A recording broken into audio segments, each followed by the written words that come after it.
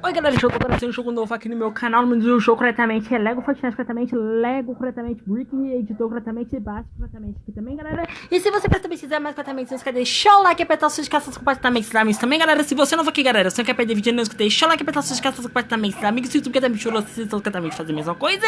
Jogo tá dublado ali, jogo também português, jogo tem pra vários, corretamente umas também, galera. Jogo também tem conquista, galera. Se você corretamente quiser também fazer, e certamente me seguir também no meu Instagram, no Facebook, certamente me seguir também no shows, galera. Não esquece também de maratonar todos os vídeos que também aqui no meu canal. E exatamente colocar aqui nos comentários, galera, o que você achou completamente de jogo também, galera. E se você for completamente comprar completamente os personagens completamente Fortnite, galera, de Lego também, exatamente colocar completamente por mim. E exatamente a Varia lá também. E exatamente se inscreva completamente no canal completamente do Lego Fortnite, deixa o like, apertar os caças completamente dos amigos, galera, não esqueça completamente a Varia lá também. Agora que vamos, galera, vamos ver completamente como que o jogo está completamente funcionando, galera. Vamos lá.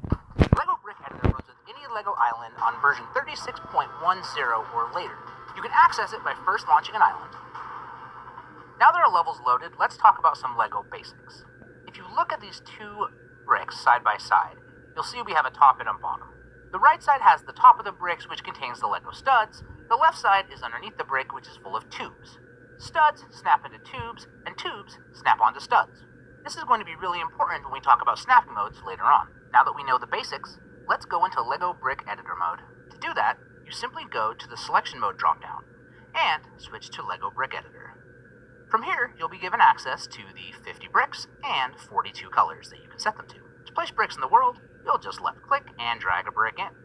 This functionality is default, so as long as you're left-clicking and dragging, you can place as many bricks as you want and start snapping together. If you want to move them with the Transform tool, you can simply select the Transform tool and move them around. They'll still snap exactly as you expect. With the Select Objects tool, it's worth noting that you have to have the brick picked up in order to access the rotation shortcuts. If you do Control-Shift-Q, that is going to rotate the brick around the forward axis.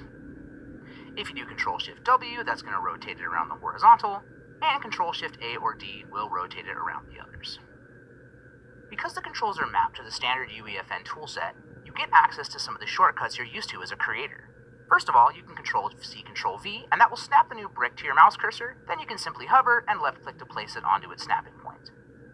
If you're using the Transform tool, you can Alt-drag to duplicate bricks like you would with normal assets, and the bricks will still snap like you expect.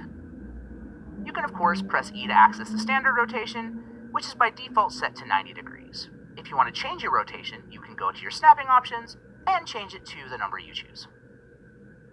It's worth noting that it's against the LEGO Creator Guidelines to scale bricks, so scaling on these bricks is disabled. Like with any good modeling tool, you can actually customize the interactions. So, if I click here on the main element selection settings, you can see that I can disable click to end drag. What that actually means is that instead of left-clicking and dragging, I can simply select the brick and then place it. I'm going to enable this. I'll click once, which picks the brick up as it follows my cursor, and then I'll click again to drop it on its snapping point. I actually prefer to work with this disabled, and it is disabled by default, but you might prefer it differently. Edge snapping will let you know whether or not bricks can snap to the side of other bricks. To take a look at this, with it on, you'll see that this brick actually goes and tries to snap to the side of the bricks because it notices its illegal edge bind. Now, you'll have to connect these with some other bricks, but it's nice to have that so you can align things evenly. And of course, if you want that functionality gone, simply disable it. The last thing I want to talk about is the maximum snapping distance, which has a default value of 2. This is how far away from the stud a tube will connect, or how far away from a tube a stud will connect. The best way to look at this is to set this to the max value of 5, and we'll switch to our Transform tool, select this brick, and scoot it up a bit. So you can see how far away 5 is. If I just drag it over this brick, you'll see once it gets within that range, it's going to auto-snap. If that's too far for you, simply go back to your settings, go to Advanced, and change that max snapping distance back to whatever value you prefer. I actually like the default value, so I'm going to leave it at 2. You'll notice with 2 set, as I drag closer, it gets closer and snaps at a good distance. The final thing you need to know about using LEGO Brick Editor is that you can't snap Brick Editor assets to existing UEFM props. Let me show you what I mean.